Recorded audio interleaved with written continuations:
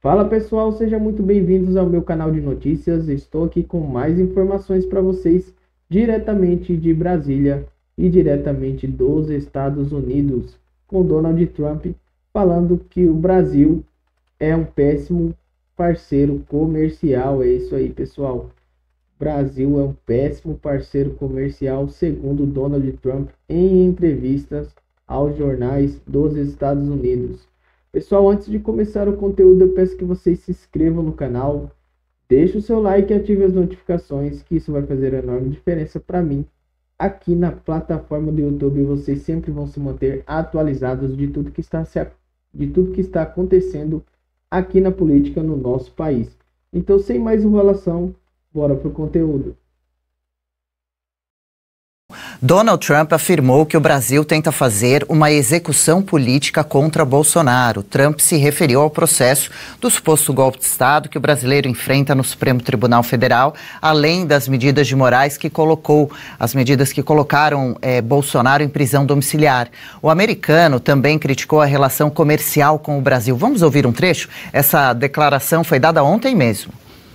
Brazil has been a horrible trading partner in terms of tariffs. As you know, they charge us tremendous tariffs, far, far more than we were charging them. We weren't charging anything, essentially. And Brazil has some very bad laws happening where they took a president and they put him in jail, or they're trying to jail him. And I happen to know the man, and I will tell you, I'm pretty good at people. I think he's an honest man. I think what they've done, this is this is really a political execution that they're trying to do with Bolsonaro. I think that's terrible. But they also treated us very badly as trading partners for many, many years. One of the worst countries on earth for that. They charged tremendous tariffs, and they made it very difficult to do anything. So now they're being charged 50% tariffs, and they're not happy, but that's the way it goes. Preocupante para todos nós, né? O presidente americano falou ainda sobre o assunto após ser questionado se não fica preocupado com a maior aproximação do Brasil com a China. Na fala, ele diz não estar preocupado com essa aproximação e chamou o Brasil de péssimo parceiro comercial, como vimos, né? Falou um dos piores, que nem sequer, né, se sentaram à mesa com ele. Recentemente, os Estados Unidos taxaram os produtos brasileiros, sabemos, uma das taxas mais altas entre todos os países, de 50%. E ainda a gente traz aqui a resposta do governo nacional. Lula rebateu as críticas de Trump ao processo de Bolsonaro. O petista disse que o Brasil não vai ficar de joelhos para os Estados Unidos e que Trump mente ao dizer que o país é mau parceiro comercial dos americanos. Acompanhe. Então é mentira quando o presidente norte-americano diz que o Brasil é um mau parceiro comercial. O Brasil é bom. O Brasil só não vai andar de joelho para o governo americano. Pois é, né? Que terrível para o nosso lado. Marina Helena, Paula, Marina, Trump falou tudo direitinho, certinho, realmente o que está acontecendo por aqui. E Lula, nesse país que a gente não sabe qual que é o que ele vive, continua provocando, como a gente diz, dobrando a aposta e não negociando a nosso favor. Vamos começar pela parte econômica? O Trump disse que o Brasil é um péssimo parceiro comercial e de fato ele tem razão. Não interessa se a gente tem até um pequeno superávit, né, um déficit brasileiro em relação aos Estados Unidos. A questão é que nós temos tarifas sim muito mais elevadas do que as cobradas pelos Estados Unidos. O Brasil é um país bastante fechado e, em segundo lugar, tem todas as barreiras não tarifárias. 86% dos produtos, né, que o Brasil, bem ou mal, importa, você tem ali, incorre barreiras não tarifárias. Então, o Brasil é sim um dos países mais fechados para o comércio internacional do mundo. E não adianta o Lula com bravatas dizer o contrário, porque qualquer estatística que a gente pegue mostra isso. Então, o primeiro ponto é exatamente esse. Segundo lugar, é inacreditável a gente ver essa situação. Você vê que pergunta ali da China e o Trump fica bastante irritado ali, o que está acontecendo agora no Brasil. O que a gente vê é que a China sentou para negociar com os Estados Unidos. A gente vê países como o Vietnã, né, que travou uma guerra com os Estados Unidos, sentando para negociar com os Estados Unidos. Enquanto isso, o que o Lula fez até agora? Em que momento ele procurou Donald Trump para negociar? Pelo contrário, ele disse que não iria se humilhar. Claramente, ele não tem nenhuma expectativa. A última vez que ele falou, mandei uma carta convidando para a COP. Imagina, o presidente americano jamais irá para a COP. Ele esqueceu lá que aquela Câmara lá de Vereadores de Belém disse que Trump é uma pessoa não grata. Então, a verdade é que Lula, toda oportunidade que ele tem de falar em relação a Donald Trump, ele chama para briga. Ele está comprando briga. O que ele está fazendo desde o início é utilizar todas as sanções, né, que foram dadas como um palanque eleitoral. Então, toda oportunidade que ele tem é para usar como palanque eleitoral. É isso que a gente acabou de ver aqui e é isso que ele faz o tempo inteiro. Oferecer jabuticaba, falar do truco, dizer que o Trump estaria preso, chamar de nazista, toda oportunidade que o Lula tem para mostrar uma boa vontade de negociar em nome do nosso país, em nome dos brasileiros, em nome das empresas brasileiras, né, que tem uma dificuldade grande, ainda assim conseguem ser competitivas lá fora, ele joga tudo isso no lixo e escolhe a guerra. Quem está escolhendo a guerra em relação aos Estados Unidos é sempre o governo brasileiro. Na segunda questão, que aí é a mais relevante, e o Trump já disse isso desde o início e reforçou agora, quando ele fala do julgamento injusto de Bolsonaro e que as leis do Brasil são injustas, nós temos um problema político, sim, nós temos um problema gravíssimo aí de um judiciário que está passando por cima dos outros poderes, que a gente sabe que está punindo injustamente, que está fazendo perseguição política, que está cometendo a censura. Então, isso aí está muito claro. E também não há nenhuma disposição do governo de encarar isso. Nem do Congresso Nacional, que eu acho que isso também é bastante importante, né, Adriana? Naquele tweet do número 2 do Departamento de Estado americano, ali fica muito claro quando o Christopher Landau ele fala, olha, a gente está acostumado a discutir com o executivo de um país, com o legislativo do país, não tem como discutir com o judiciário. Então a gente sabe que tem uma questão importante também do Congresso aqui, não é só o presidente Lula. E a gente vê também o Congresso se eximindo dessa discussão também que é tão relevante. Então, nota 0 aí para o Brasil nessa aí é uma pena, porque quem vai sofrer somos nós brasileiros, as empresas e, consequentemente, toda a população. Sem dúvida nenhuma. É muito bom, né, Paula, quando a Marina lembra também que Lula disse recentemente que mandou uma carta para Donald Trump convidando ele para a COP30, quer dizer, uma carta, né? A gente ainda deu risada, Silvio Navarro comentava, mas pelos Correios, porque senão capaz de que não chegue. Pôs selo, porque Lula ainda disse, né? Não sei se vai chegar às mãos dele. Mas enfim, a Marina destaca bem, são 2 pontos nas sanções que a gente vem sofrendo dos Estados Unidos, né? Tem o lado econômico e também esse lado político. No lado econômico, que nem a Marina destacou, é muito interessante.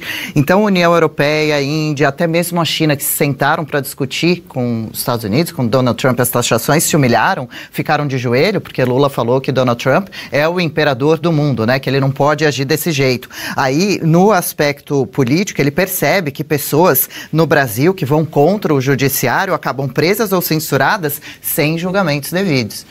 O Donald Trump está descobrindo que todo e qualquer empresário brasileiro já sabe há muito tempo. O Brasil não gosta de negociações, não gosta de comércio, não gosta de livre comércio. Ele está descobrindo da pior forma o que qualquer empresário passa aqui no Brasil. Isso é um reflexo do nosso Brasil. O presidente Lula agir dessa forma em relação à negociação com os Estados Unidos é um reflexo do Brasil.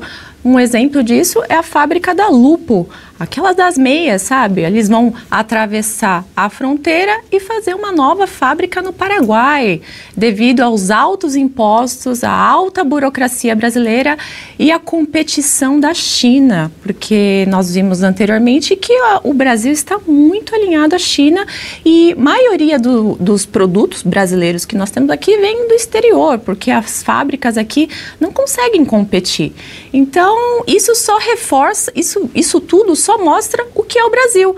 Do jeito que o presidente Lula está agindo com Donald Trump, é exatamente como o governo trata as empresas brasileiras. E agora é só aguardar, né, para ver as novas sanções que podem estar chegando para cá, para nós, né, econômicas, novas taxações, até mesmo por parcerias nossas com os russos, e também uma expectativa aí de sanções a algumas autoridades, né, que estariam envolvidas nesse assassinato da nossa democracia, na falta de respeito à nossa Constituição. Bom, 10h25, girando um pouquinho mais os nossos temas por aqui. Aqui no Brasil, o ministro Alexandre de Moraes, do Supremo Tribunal Federal, pediu nesta quinta-feira ao presidente da primeira turma do Supremo, o ministro Cristiano Zanin, que marque a data do julgamento do ex-presidente Jair Bolsonaro e de outros réus do chamado Núcleo 1, acusados de participação, suposta tentativa de golpe de Estado, depois das nossas eleições de 2022.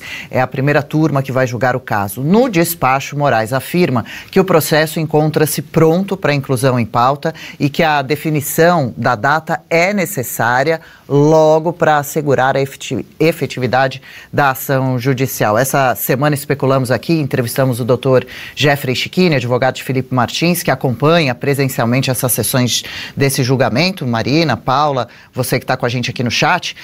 Schichini diz que acredita na possibilidade de pedido de vistas de, por exemplo, Fux, e que não vê esse julgamento terminando esse ano. Por outro lado, ano que vem tem as eleições e claro que há pressa sim para se atingir o possível objetivo político dessa ação de prender Jair Bolsonaro, tirá-lo logo do cenário da jogada. Infelizmente, a gente sabe que é um jogo de cartas marcadas e que o final já está escrito aí, se depender do Alexandre de Moraes e na maior parte da primeira turma. Então, ninguém pode, em sã consciência, que assistiu tudo que aconteceu até agora e a morte, né, do Clezão, essas penas duríssimas a pessoas completamente inocentes. A gente falou aqui, né, da dona Juscelene, né, que está sendo agredida dentro do presídio, simplesmente por ser uma manifestante. Ontem a gente teve uma entrevista muito boa no Arena com o Marco Aurélio Melo e ninguém em sã consciência, a gente defende essas penas que são equivalentes a latrocínios, né, aos crimes hediondos aí para esses manifestantes. Mas a gente sabe que isso tudo tem um único objetivo, que é simplesmente tirar Bolsonaro completamente da vida pública e de preferência calá-lo. Então isso aí o Moraes já conseguiu, vamos dizer assim, um atalho. Agora com a prisão domiciliar do presidente, proibindo de usar as redes sociais ou de qualquer um postar qualquer coisa nas redes sociais, o que acaba impedindo de fato ele de dar entrevista e todo o resto.